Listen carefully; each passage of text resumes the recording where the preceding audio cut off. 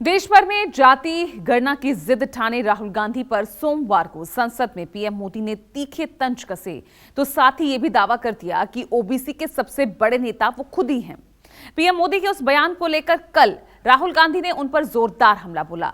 राहुल गांधी ने कहा कि पीएम जाति को लेकर अपना कंफ्यूजन उन्हें दूर करना चाहिए और जल्द से जल्द देश में जाति जनगणना करानी चाहिए। कांग्रेस के हमारे साथियों को आजकल इस पर बहुत चिंता जताते हैं कि सरकार में ओबीसी कितने लोग हैं, कितने पद पर कहां है, उसके हिसाब किताब करते रहते हैं। लेकिन मैं हैरान हूं, उनको इतना सबसे बड़ा ओबीसी नजर नहीं आता है। कहां आंखें बंद करके बैठ जाते हैं। प्रधानमंत्री अपने आप को ओबीसी कहते हैं, फिर बीच में थोड़े कंफ्यूजन में आ गए थे। पहले कहते थे मैं ओबीसी हूं, बीच में कहने लगे कि हिंदुस्तान में सिर्फ दो जात है, एक अमीर एक गरीब। तो उनको पहले तो ये डिसाइड करना है कि जात हिंदुस्तान में है या नहीं है। और दूसरी बात, चाहे वो ओबीसी हैं या ना है, हिंदुस्तान के 50% लोग, तकरीबन 50% लोग ओबीसी वर्ग के हैं। दलित 15% हैं, आदिवासी 8% हैं। हम चाहते हैं कि जाति जनगणना हो।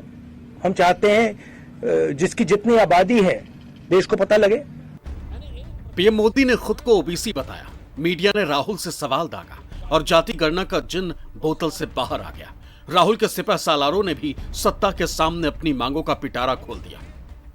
तेलंगाना में काम शुरू है, जहां भी हमारी सरकार है, हम जाति जनगणना कर रहे हैं। 50% का जो कैप लगाया है, आर्टिफिशियल कैप लगाया है, अनफेयर है, तो हम हटा देंगे। रिजर्वेशन का जो 50% का कैप है, हम इसको खत्म कर देंगे। और आदिवासी जो हैं और दलित जो हैं, उनके रिजर्वेशन को प्रोटेक्ट करके हम पिछड़े वर्ग के लोगों को रिजर्वेशन देंगे। नेता राहुल गांधी जी जिनकी ये स्पष्ट तरीके से जिन्होंने वादा किए हैं कि उन्होंने कास्ट सेंसर कराएंगे और 50% की जो रिजर्वेशन की जो मुद्दा, इसको हटाएंगे। तो मोदी जी और ये सरकार ओबीसी की बात करते हैं, लेकिन जब कास्ट सेंसस की हम बात करते हैं तो मोदी जी खुद कहते हैं कि हमारा कोई कास्ट ही नहीं है। ये 4 कास्ट उन्होंने बनाया, लेकिन बाकी कोई कास्ट नहीं है। तो ये कास्ट सेंसस कराना चाहिए। हम चाहते हैं कि सरकार, हमारी नेता राहुल गांधी जी और खासकर कांग्रेस पार्टी की जो मांग, ये मांग को वो स्वीकार करे और कास्ट सेंसस करा के 50% जो रिजर्वेशन की जो लिमिट, इसको भी हटाने की कोशिश करे। ये भी हमारे मांग है। हालांकि राहुल ने पीएम मोदी के 400 सीट वाले दावे पर कुछ खास नहीं कहा, लेकिन कांग्रेस के कारकुनों ने इसे ईवीएम की सेटिंग बता दी। तमाम विपक्षी दल सीटों के दावों को साजिश बताने में जुट गए।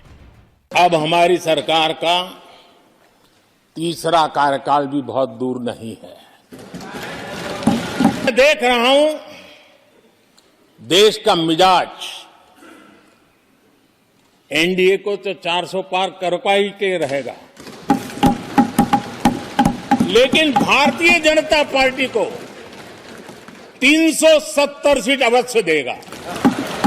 सबसे बड़ा ये बात है कि चुनाव होने की पहले मोदी जी को कैसे पता लगता है कि 370 आ जाएगी। तो दिखाते हैं कि 370 धरा हटाई, इसका मतलब 370 उनको तोहफा मिलेगी।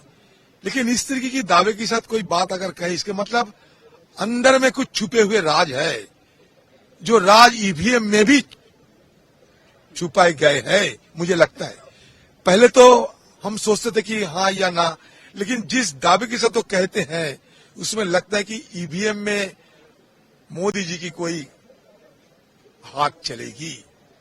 एक के बाद एक सारे हमारा प्रतिष्ठान तो कब्जे में कर ही रहे हैं। अंत में लगता है कि हमारे चुनाव भी और चुनाव का भी मजाक उड़ाया जाएगा। उनके पास तिलस्मी चिराग है, वो जो बोलते हैं हो सकता है वही होगा। हरियाणा में इन्होंने स्लोगन दिया था 75 पार का, हवा निकल गई, 40 पे आ गए, तो आधे पे आ गए। हरियाणा में बैसाखी की जरूरत पड़ी, गठबंधन सरकार बनानी पड़ी बाद में, तो स्लोगन तो दे सकते हैं। अगर एग्जैक्ट 370 बोल रहे हैं और एनडीए 4, तो इसका मतलब रिगिंग का कंप्लीट हो गया काम। इतना ईवीएम सेट हो गया, मतलब देश के आप प्रधानमंत्री हैं, अब कहिए ना कि हम भारी मोहम्मद से आएंगे। एग्जैक्ट नंबर 370 जब आप कहते हैं ना तो शक होता है। अगर आप अपने वादे को ना पूरा करके भी अगर 370 लाख का सपना देख रहे हैं तो मैं समझता हूं लोकतंत्र हमारा स्वस्थ नहीं है। जी ने भी कल जब अपना जवाब दे रहे थे तब उन्होंने कहा था, कांग्रेस को पूछा क्या आप देश तोड़ने वाले लोगों के साथ खड़े हो क्या? झूठे आरोप लगा रहे हो रेवेन्यू को आधार लेकर के।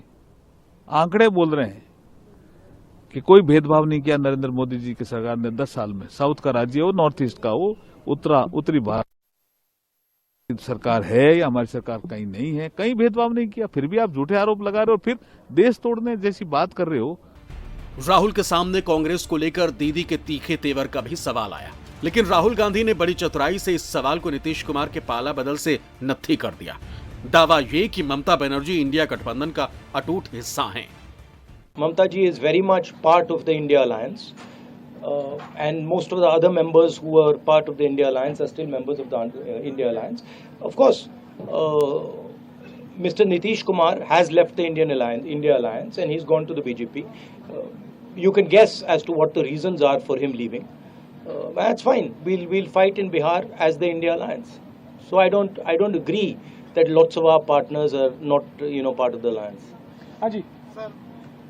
Also, there's a negotiation going on. There are there is conversation about seat. These are negotiations. So there is posturing, and that is normal. मैं किसी परिवार के दो लोग अगर प्रगति करते हैं उसको तो मैं स्वागत करूंगा। संसद में राष्ट्रपति के अभिभाषण पर चर्चा का जवाब देते हुए पीएम मोदी ने सोमवार को लोकसभा में कांग्रेस पर तीखा हमला किया था। कांग्रेस पर परिवारवाद और भ्रष्टाचार के आरोपों की बौछार के साथ ही पीएम मोदी ने खुद को सबसे बड़ा पिछड़ा नेता बता दिया था।